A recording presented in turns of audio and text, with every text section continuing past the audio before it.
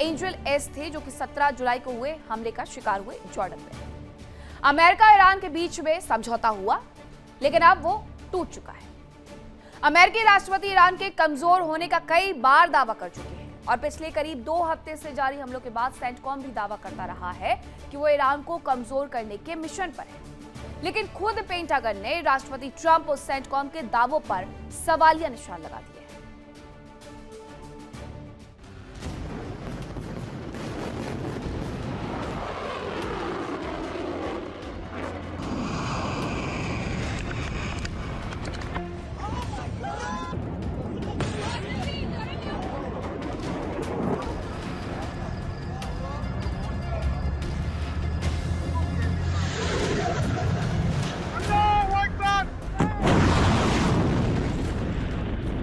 Middle east में एक बार फिर जंग की आग धधकने लगी है।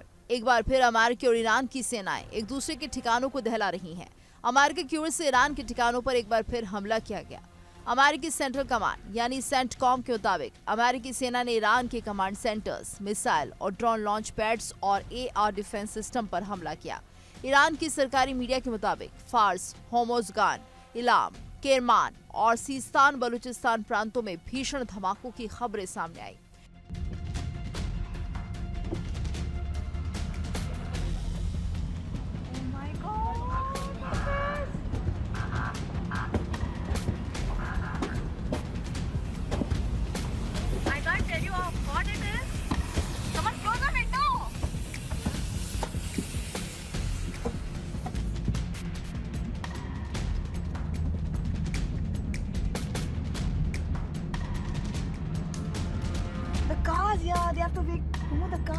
इस बीच राष्ट्रपति ट्रंप ने एक बार फिर ईरान पर दबाव बनाने का प्रयास किया। ट्रंप ने दावा किया कि अमेरिका जल्द ही ईरान के संदिग्ध परमाणु ठिकाने यानी पिक एक्स माउंटेन पर हमला कर सकता है। ये एक बेहद सुरक्षित अंडरग्राउंड कैंपस माना जाता है। उधर ईरान ने भी चेतावनी दी है कि अगर उसके परमाणु ठिकानों पर हमला हुआ तो इसे युद्ध का विस्तार माना जाएगा।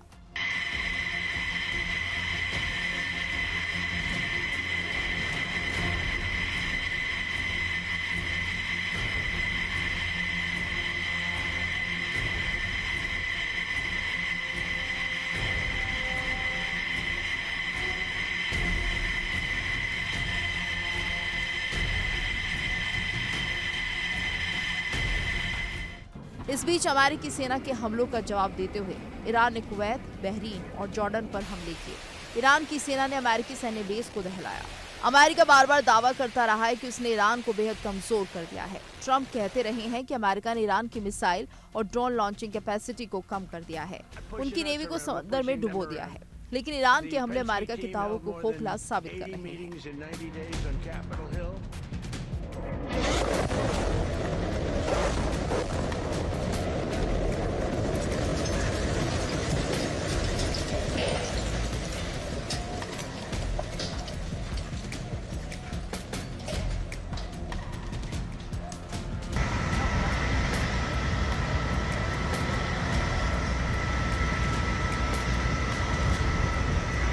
अमेरिकी रक्षा विभाग यानी पेंटागन ने माना कि ईरान के हमलों में अपने 100 सैनिक घायल हुए। पेंटागन के प्रवक्ता ने सोशल मीडिया पर लिखा कि ये जवान 7 जुलाई के बाद हुए हमलों में घायल हुए।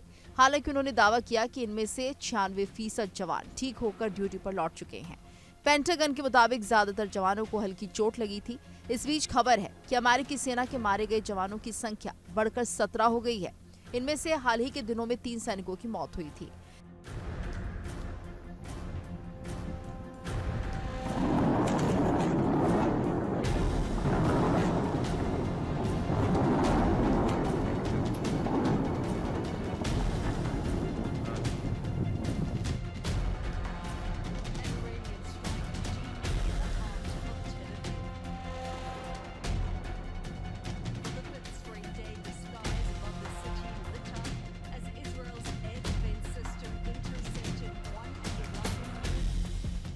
पेंटागन के मुताबिक जॉर्डन में अमेरिकी सैनिकों पर हुए एक ईरानी हमले में 2 सैनिक मारे गए।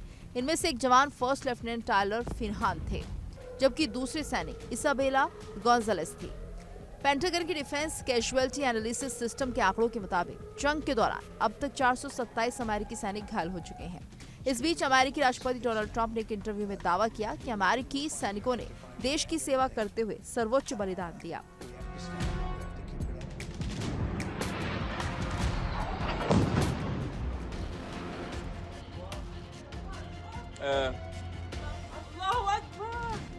खबर है कि अमेरिका अब ईरान के हमलों का जवाब उसी की भाषा में देने का प्लान बना रहा है।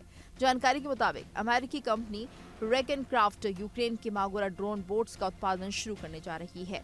ये कार्रवाई पेंटागन की मांग पर की गई है। पश्चिमी मीडिया की रिपोर्ट के मुताबिक ऑरेगन स्थित रेकेनक्राफ्ट कंपनी अमेरिकी स्पेशल फोर्सेस के लिए नावें बनाती है और अब वो यूक्रेन के ट्रायड और टेस्टेड ड्रोन बोट्स का प्रोडक्शन शुरू कर सकती हैं। साफ है कि अमेरिका और ईरान के बीच जंग एक बार फिर शुरू हो गई है और इसकी आंच में शांति समझौता चल रहा है। सवाल ये है कि क्या ये जंग किसी तरह शांत होगी?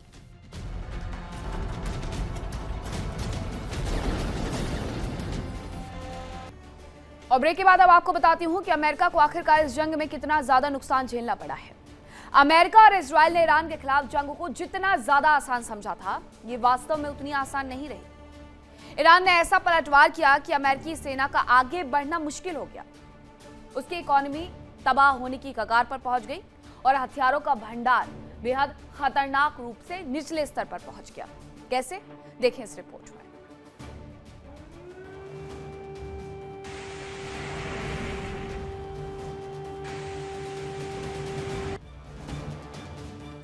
अट्ठाईस फरवरी को मिडिल ईस्ट में जंग का आगाज हुआ। अमेरिका और इजराइल ने अयातुल्ला अली खामेनी समेत कई टॉप लीडर्स और कमांडर्स को पहले ही झटके में मौत की नींद सुला दी। लेकिन अमेरिका इस कामयाबी का जश्न मना भी नहीं पाया कि ईरान ने जबरदस्त पलटवार किया।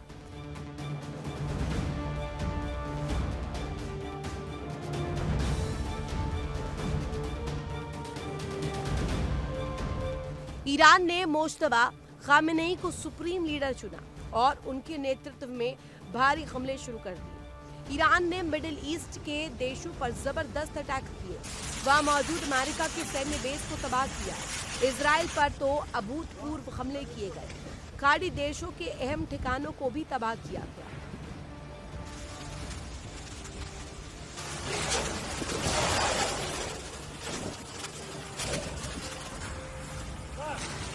सबसे बड़ी बात ये रही कि अमेरिका ने जंग में पहले ही मित्र देशों की सुरक्षा के लिए पुख्ता इंतजाम करने का दावा किया।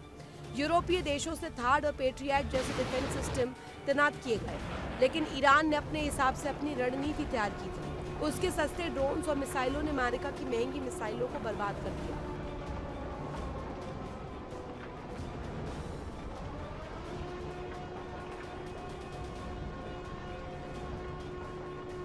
सबसे बड़ा नुकसान अमेरिका की साख को हुआ। राष्ट्रपति ट्रंप की अपील के बावजूद नेटो देश अमेरिका की मदद को सामने नहीं आए। अमेरिका की अर्थव्यवस्था को भारी नुकसान हुआ।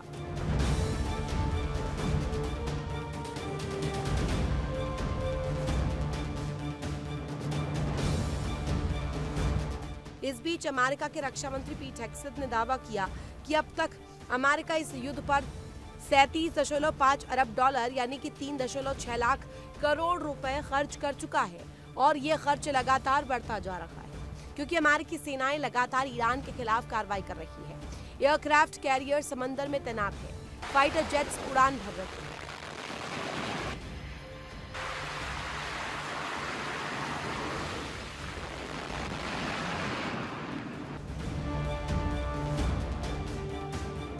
साफ है कि अमेरिका के लिए खर्च बढ़ रहा है और अमेरिकी सेना को अब अतिरिक्त फंड्स की जरूरत है। इसी वजह से अमेरिका के रक्षा मंत्री ने पेंटागन के लिए 87 अरब डॉलर यानी कि 8.3 लाख करोड़ रुपए की अतिरिक्त फंडिंग की मांग की है। बताया जा रहा है कि इनमें से करीब 67 अरब डॉलर यानी कि लगभग 6.4 लाख करोड़ मिडिल ईस्ट में सैन्य अभियानों पर खर्च किए जाने हैं।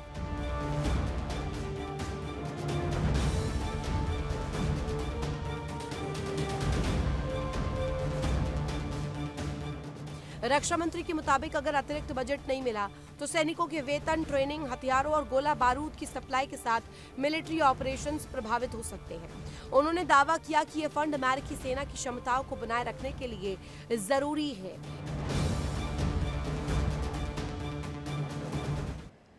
और अब बात करेंगे अगली खबर की। ईरान को कमजोर करने के लिए अमेरिका लाख दावे कर ले, लेकिन वास्तविकता यह है कि अमेरिका के लिए जीत कतई आसान नहीं है।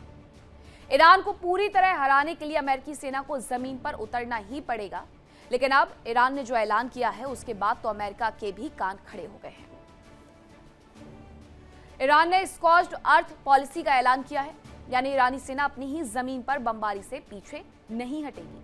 अब आपको बताती हूं कि आखिरकार क्या होती है स्कॉच्ड अर्थ पॉलिसी। जंग के दौरान किसी जमीन या संसाधन पर अगर दुश्मन के कब्जे की आशंका हो तो दूसरा देश अपनी जमीन या संसाधन को खुद ब खुद तबाह कर सकता है। दुश्मन देश के हाथों में जमीन या संसाधनों के पड़ने से रोकने का उनका यह मकसद होता है कि दुश्मन उनकी जमीन का इस्तेमाल उनके खिलाफ करे, इससे अच्छा वो अपनी जमीन को ही नुकसान पहुंचा दे। और ईरान ने बिल्कुल स्पष्ट कर दिया है कि वो किसी भी कीमत पर अपनी जमीन पर अमेरिकी सेना को पैर जमाने नहीं देगा, चाहे इसके लिए देश के नागरिकों को कितनी भी भारी कीमत क्यों ना चुकानी पड़े। अब आपको बताती हूं कि अगर ईरान स्कॉच्ड अर्थ पॉलिसी का इस्तेमाल करता है तो इसका आखिरकार अंजाम क्या हो सकता है। ईरान की स्कॉच्ड अर्थ पॉलिसी से लाखों लोगों के बेघर होने का खतरा रहता है, क्योंकि सेना के हमलों के कारण बहुत सारे लोगों को पहले से ही अपना घर छोड़ना पड़ा था और एक बार फिर से घर छोड़ना पड़ सकता है। लिहाजा सुरक्षित इलाकों में शरणार्थियों का सैलाब आ सकता है। इसके अलावा इंफ्रास्ट्रक्चर के तबाह होने का खतरा भी रहता है। ईरानी सेना के हमलों में तेल और गैस के ठिकाने, बिजली संयंत्र तबाह हो सकते हैं। इसके अलावा पर्यावरण और लोगों की सेहत पर भी संकट गहरा सकता है। औद्योगिक और तेल ठिकानों पर ब्लास्ट से जहरीला धुआं या केमिकल हवा या पानी में घुल सकते हैं। ये अगर स्कॉच्ड अर्थ पॉलिसी उन्होंने अमेरिकी सैनिकों के खिलाफ उतार दी तो एक बात तो तय है, अमेरिकी सैनिकों को भी नुकसान पहुंचेगा और ईरान को भी नुकसान पहुंचेगा, लेकिन वो नुकसान उठाने के लिए तैयार है।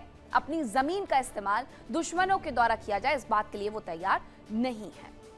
और ब्रेक के बाद आपको खबर बताती हूं कि ईरान की तरफ से अमेरिका को बड़ी चेतावनी जारी की गई है। ईरानी मीडिया के हवाले से जानकारी है कि ईरान के अधिकारियों के वीडियो का कलेक्शन दिखाया गया है। ट्रंप की हत्या की योजनाओं पर चर्चा करते हुए अधिकारी नजर आए हैं। मिलिट्री और धार्मिक अधिकारियों का वीडियो इस दौरान दिखाया गया है। यूक्रेन का रूस के क्रास्नोडार में भीषण अटैक देखने को मिला है। वाइल्ड बेरीज लॉजिस्टिक्स सेंटर पर जबरदस्त हमला हुआ है। गोदाम से आग की लपटें उठती हुई नजर आई है। तो यूक्रेन रूस के क्रास्नोडार में यह भीषण अटैक कर दिया है। ये तस्वीरें भी सामने आई हैं। लॉजिस्टिक्स सेंटर बताया जा रहा है जहां पर यह जबरदस्त हमला किया गया है और गोदाम से यहां पर आग की लपटें उठती हुई देखी गई है।